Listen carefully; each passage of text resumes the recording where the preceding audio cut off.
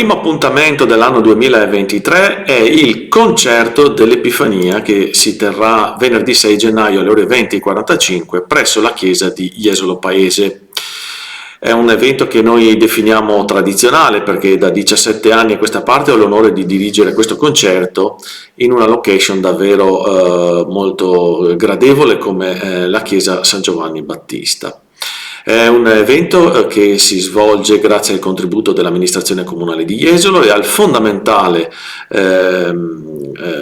fondamentale collaborazione con la parrocchia jesolana e con la Proloco. Devo anche ringraziare l'amico Gianni Rossi che si prodiga da sempre per rendere questo appuntamento non solo una tradizione ma anche un concerto molto apprezzato e frequentato. Quest'anno saranno protagonisti, come sempre, l'Orchestra Filarmonica Enrico Segatini, il Coro Metropolitano Veneto che ritorna dopo 3 anni in questo concerto e sarà affiancato per la prima volta dalla corale Attilio Zaramella preparata dal maestro Franca Battiva.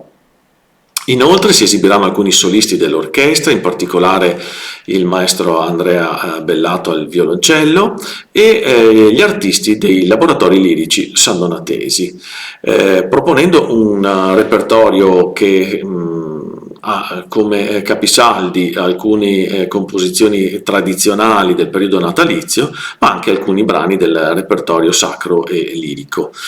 Un appuntamento quindi da non perdere, ripeto, venerdì 6 gennaio presso la chiesa di Jesolo Paese alle ore 20:45. Vi aspetto numerosi. Buona musica!